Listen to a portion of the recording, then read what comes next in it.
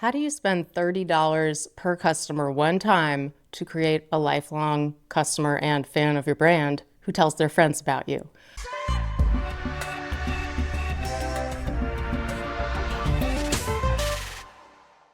Whether you are in CPG, financial services, e-commerce, it doesn't really matter. This is illustrative for all brands and businesses who want to retain customers and create goodwill. Chewy is an online retailer of pet food and other pet-related products. This is on the Fortune 500 list, number 362, publicly traded on the New York Stock Exchange, ticker CHWY. For the 12 months ending January 31st, 2025, revenue was $11.86 billion. That was a 6.4% increase year over year. For the quarter ending that date, the quarterly revenue was $3.25 billion. That was a 14.91% increase year over year, which includes the holiday season.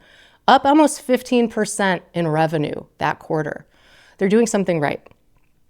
I would love to go into why their homepage is fantastic at converting, presenting information clearly, etc. But really just today, I want to focus on this one marketing tactic or campaign, if you will.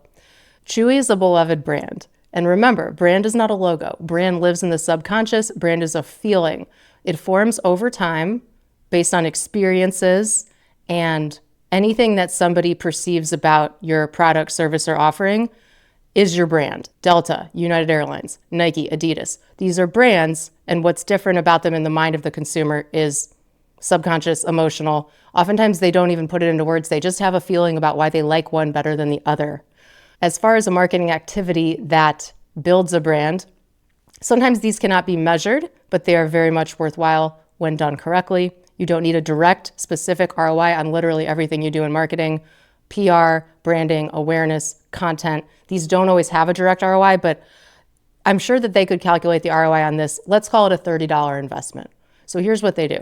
People subscribe for monthly delivery of their dog food. When somebody loses their pet, the last thing on your mind is, I better go cancel my Chewy subscription.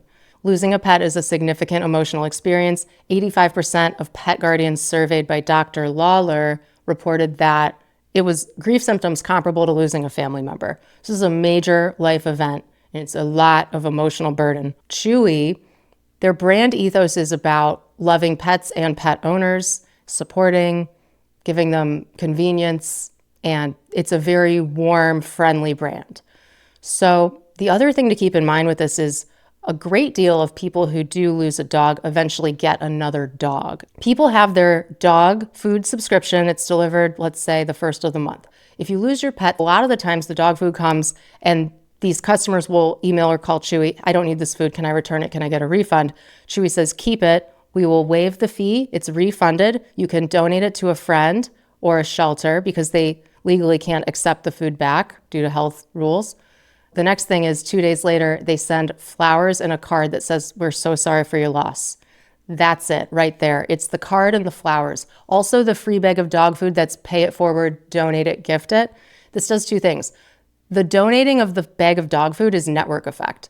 You could see Quest protein bars did the same thing where at conferences or expos in the nutrition space, other people would bring little samples like chunks of the bar cut up. Quest gave 2 full-size bars. Yeah, that was a lot more expensive, but here's what happened. So they could experience the product as it would be if they had bought the whole thing, which is different than just taking a bite. And then they give it to a friend. So you got built-in network effect, word of mouth. Same thing with Chewy here with that free bag of dog food, gift it, pay it forward. And then the flowers in the card, that's just a lovely gesture when somebody's going through something so horrible as losing their pet. What you're doing with, call it $30, even if it's $50. This is so absolutely worthwhile. Even if only 20% of the people who receive the flowers in the card then do get another dog at some point, 6 months, 12 months, who knows when, they are definitely going back to Chewy. They are a lifelong fan of the brand. It's unlikely that they're going to buy dog food from anywhere else after that. People remember how you make them feel. So this is a beautiful example of really smart, on-brand marketing. If you are in an industry where there are life events that have something to do with your service, it could be something to do with grieving, it could be something positive, but if you're there for it and you reach out, and especially if there's a physical, tangible element, like you're mailing something, it's a handwritten card, it goes so far. In an increasingly digital world, anything physical goes even further. So I love this example from Chewy. Obviously, their company is doing quite well, 15% revenue increase quarter over quarter. This is part of it. This is part of the ethos of the whole company. They have 18,000 employees, and I bet you they're a stage 5 tribe, just like Zappos, where they all operate with that taking ownership and living the brand. So you never want to be pinching pennies and, oh, I don't want to spend $50 on this. We don't know what we'll get for it. You'll get so much for it. If it's on brand, it makes people feel good. It makes people love you, come back, buy more, tell their friends. This is Voice Marketing with Emily Binder. This podcast airs on Spotify, Apple, YouTube, wherever you get your podcasts. Make sure that you subscribe at emilybinder.com/podcast. And you can join my email list for updates on new episodes, blog posts. It's at emilybinder.com/email. I have a 70% open rate because I don't email people very much at all. And when I do, it's really good. Thanks for listening, and I'll talk to you next time.